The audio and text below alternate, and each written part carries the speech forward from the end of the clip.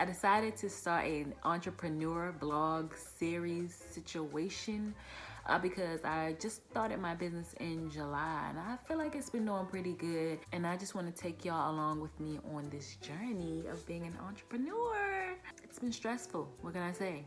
Didn't think it was gonna go like this. I started doing pop-up shops in, I wanna say September. Yeah, I started doing pop-up shops in September. And my first pop-up shop was a fail. Okay. Just gonna be honest with you, it was a fail. It was an outside event. There were no porta potties, toilets. There's nowhere to go. Yeah, that was one thing. There's nowhere to go to the bathroom. And good thing it was around the corner from my house, because if it wasn't, then I would have packed up all my stuff and I'd have got up out of there.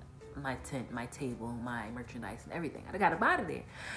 Because y'all don't have a bathroom. How are you gonna have an outdoor event with nowhere for people to go tinkle? The vendor fee was $15, which included nothing but an outdoor space, which is understandable because it's $15. But I think for $15, you could have had somewhere for me to go pee, but that's neither here nor there. There's supposed to be like a total of 12 vendors. Yeah, there were only like 5. What I didn't know was that there was another pop-up shop that was around the corner on the main street.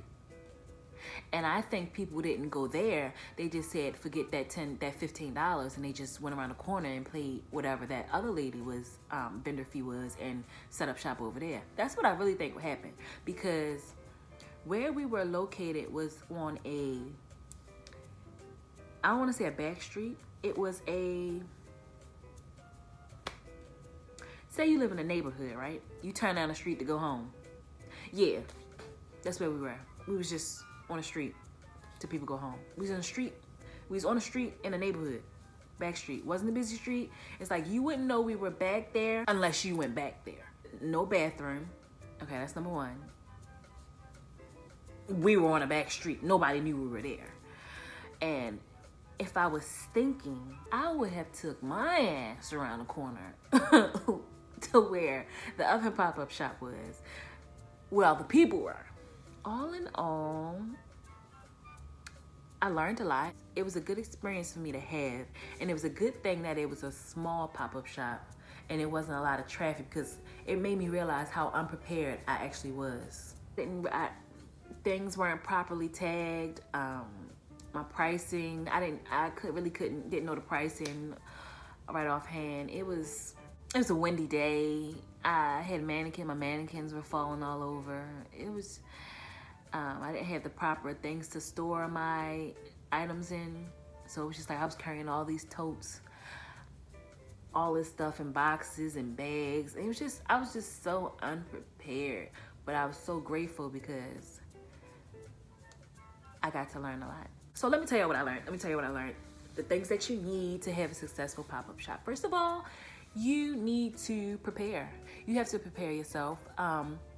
Don't wait the night before. Don't do that. Don't wait till the night before to prepare. You have to do this like a week in advance, a week or 2, depending on what you're selling, really. Like I said, I sell little girls' clothes. I'm gonna keep plugging it in here for you guys. Wonderland Girls Boutique.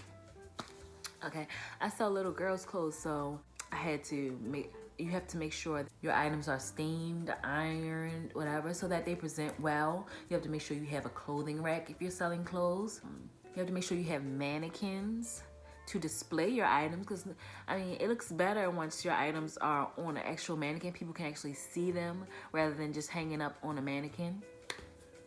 I mean, rather than just hanging up on a clothing rack. Rather than just have it hanging up on a clothing rack, like people are able to see, you can style your mannequin, and that grabs people's attention. You also want to prepare for, this event was outdoors. So not only was there nowhere to go tinkle, there wasn't nowhere to charge your phone. And that event was from 12 to 6. So can you imagine? It was already slow, no customers. And so what else are you supposed to do? You're gonna be on your phone, right? Good thing I had my computer. I thought ahead a little bit. Good thing I had my computer with me, so I was able to charge my phone in the computer. So that might be something you might want to look into, like to make sure you bring your laptop, because you might not always be near an outlet. But I mean, it was so slow there. I mean, I could have probably went home and charged my phone for about 45 minutes and it still would have been good. Nobody would have came through. But that's neither here nor there. That was in the past. Okay. Let me think what else. You need signage. You need a sign. Make sure you have a sign or a table runner. You can get that up. I got mine from Vistaprint, but I had got like a custom made sign. It was in October. Sorry, it was in October. I had got a custom made sign because this event was in October and that was Breast Cancer Awareness Month. So I got me a special sign made with the breast cancer with my logo and the breast cancer logo as well. I got that made at Walgreens for like, I can't even remember the original price because they screwed it up. Like again, I waited till the last minute to get a sign made, and it wasn't ready till later on that day. But thank goodness my aunt came through and she went to go pick it up, and so I did have it eventually. But that leads me back to planning ahead. You plan ahead, please. I'm telling you, you can't do it the night before. The night before is no good. No bueno. Also, you need to make sure you're able to take different forms of payment. People are going to want to pay in cash. You're going to have some people that's going to want to pay with their card. You're going to have some people that's going to want to pay with PayPal. You're going to have some people that's going to want to pay with Cash App. You're going to have people that's going to want to pay with, what is it called? Zelle? Yeah, so you want to make sure that you're able to accept different forms of payment. Now, I recently did a pop-up shop. That was a fail. It was a fail. I did a pop-up shop on Black Friday. It was a fail. It was a fail. When I tell you, I was so bored. Like, we all were sitting around playing on our phones. And this pop-up shop was inside. Okay, Black Friday was cold. It was inside. I'm not playing with y'all. And we were just sitting around. And it was just like to the point that it was so slow to the point that I went outside, right? And mind you, it was a busy street. I went outside and I held up a sign. And I stood in the street, y'all. I stood in the street and I was asking people to come in when they was riding in the street. Like, I was holding the sign up like this. Come shop with us. It said pop-up shop on the thing. Come shop with us. I'm doing this up and down the street. A busy street, y'all. Embarrassing myself. I was that bored. It was a fail, y'all. We did have some people come in. So I made like a couple dollars, but I don't think that pop-up shop fail was the location. I think it was more so due to COVID that a lot of people didn't want to come out. And also because it was like Black Friday. Like, Black Friday isn't really a holiday, so a lot of people still had to work. And we were there from 10 a.m. to 2 p.m. So the hours, the pandemic, people ODing on turkey, all that kind of tied into it being a fail. You want to make your table look eye-catching. You want your table to be very eye-catching. You want people to walk by and be like, oh, okay, what they got going on over here? Whether it's your logo colors, mannequins that you dress up, your overall displays, if you have balloons, you want to put some candy on the table to draw people over there, some cupcakes, something. You want to do maybe a raffle or something to have people come over and like fill out their information, take a look at your table, anything. You need something that's going to attract people to your table. It can even be you, honestly. Don't just sit behind your table and just wait for people to walk over.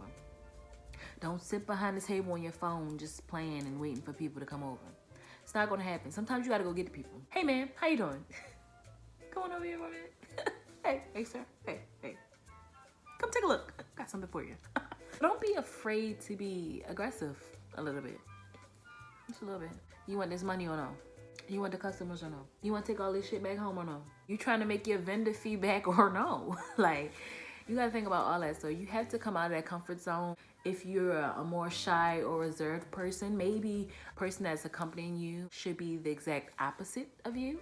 Maybe you should have a more loud, outspoken person with you that's there for support. Maybe they can go out and get the customers. Maybe they can talk to people. I mean, you have to talk to people. You being the owner, you have to talk to people. Don't get me wrong. But like, an outgoing friend or cousin or whoever by your side it's not gonna hurt anything. Another thing, you want to network. So important with pop-up shops and new businesses, small businesses. It's important to network with other vendors. Go to their tables, see what they're buying, take their business cards, give them your business card. You never know who you may run into at these pop-up shops. Like the one I did recently, there was a girl, it was a lot of like little girl vendors. Mind you, I sell little girls clothes. Wonderland Girls Boutique. Follow us on Instagram. Plug it in. The host of the pop-up shop made sure that we weren't selling, the same items, so that there wasn't like any conflict with our customers or whatever. So one little girl vendor, she was selling like spa stuff. She was selling like the bath bombs and the soaps and stuff for little girls. And I think she has a little girl spa, if I'm not mistaken. There's another little girl vendor there. She made tutus, which complemented what I was selling, because it's like, okay, if you like this hoodie over here, if you like this shirt over here, if you like this outfit over here that I'm giving, then go holler at my girl over there. She can make you a tutu to match. And then after you get your tutu to match my outfit, you can go over there to the lady over here with the spa and go get you some soaps and go get you some lotions, go get you some fingernail polish. And there was another lady there who made lip gloss for little girls. Yeah, and go get you some lip gloss. Boom, you set. You good. You good. So that's why it's important to network and just interact with the other vendors, see what they're selling. If you go over there, they may buy something from you. You can buy something from them. And just from you buying something from them, they may want to buy something from you just to show support. So that's very important. It's also important to do the pop-up shops because you want to be able to interact with your customers. Like, say like you have an online presence. But you don't have a brick and mortar location. Okay, so for people to get in tune with you and talk to you and see who they're dealing with. Anyway, sorry about that. My rude ass camera cut off. But like I was saying, pop-up shops are important because your customers need to know who you are. They want to see a face. They don't just want to keep interacting with a person behind a computer screen, a person behind their phone. They want to be able to see you. They want to be able to trust you. They want to be able to come and feel your materials and they want to see the quality of your clothing, of your jewelry, of your items, of your cakes, of your pies, whatever you're selling. They want to be able to see it. They want to be able to touch it. They want to be able to smell it. They want to see what kind of person they're dealing with. They want to make sure you're not a scammer, okay? There's a lot of that going on in 2020. So yeah, that's a good way to build your customer database. Maybe not database. That's the wrong word. It's a good way to build your clientele. That might be a better word. To network with other vendors. Yeah, so if you're a small business, if you're a new business, I say definitely do pop-up shops. They're very important, especially if you don't have a store.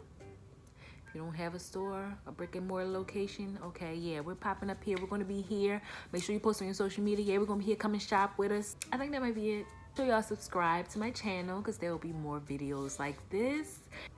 I am very inconsistent, but I've been working on it. I've been doing good. I've been doing better with it. I will be consistent. Yes, I will. Starting in 2020, 2021 is up from here, baby. We ain't got nowhere to go but up. What's up there? Me? What's up there? My career? What's up there? My business, yes. Subscribe, leave a comment down below. I want y'all to follow me on Instagram. Y'all can follow my personal page. It's Miko, MIK_OH, Miko. Follow my business page, which is Wonderland Girls Boutique, and shop with me.